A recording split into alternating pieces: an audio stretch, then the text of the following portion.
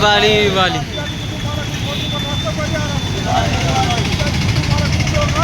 ఇవ్వాలి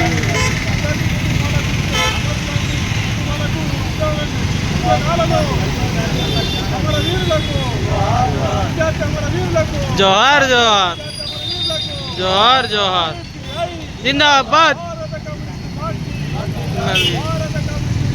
వర్ధిల్లాలి జిందాబాద్ వర్ధిల్లాలి వర్ధిల్లాలి రచించాలి రచించాలి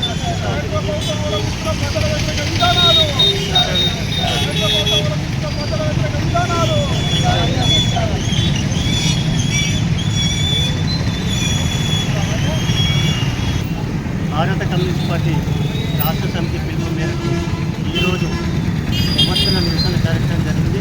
ఈ నిరసన కార్యక్రమం ఉద్దేశం ఏంటంటే నీట్ పరీక్ష రద్దవడం వల్ల పిల్లలు ఎవరైతే నీట్ ఎగ్జామ్ రాసిన పిల్లలు ఉన్నారో వాళ్ళు ఆత్మహత్య చేసుకున్నారు.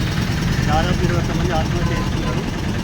వారికి సంఘీభావంగా వారి శుభార్తలు చేస్తూ భారత కమ్యూనిస్ట్ పార్టీ తరఫున ఆ కుటుంబాలకు ఒక్కొక్కరి ₹1,00,00,000 నష్టపరిహారం కుటుంబానికి ఉద్యోగం ఇవ్వాలని భారత కమ్యూనిస్ట్ పార్టీ డిమాండ్ చేస్తుంది.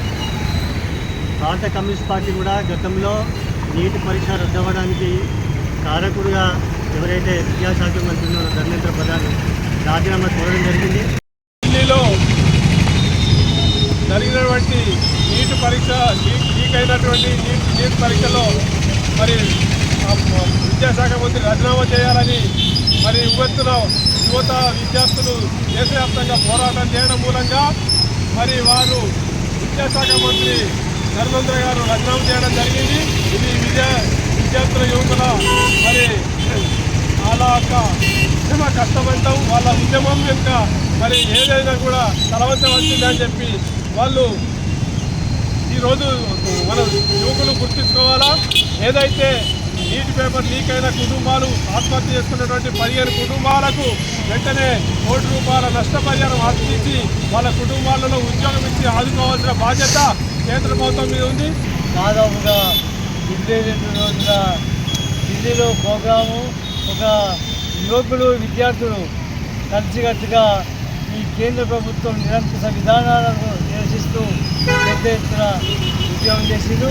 దాంట్లో ఆమరణ నిరాదీక్షకు కూర్చొని వాంఛతో ఆయనను కనీసం పరామర్శించకపోవడం, ఆయనను సంధానించకపోవడము ఈ యొక్క నియమించడానికి మరి మన మోడీ గారు అంటే అమిత్ షా గారు అనుకున్నారు. కానీ పెద్ద ఎత్తున యువకులు విద్యార్థులు ఢిల్లీ పురవీధులలో మరి నిరసన కార్యక్రమము పెద్ద ఎత్తున నిర్వహించారు. దేశవ్యాప్తంగా కూడా పెద్ద ఎత్తున వారికి సంఘీభావం మనకి నెలకొన్నది. ఏదైతే నీట్ పేపర్ లీకేజీకి సంబంధించి దానికి బాధితులైనటువంటి విద్యార్థులు దాదాపుగా 21 మంది చనిపోయినారు.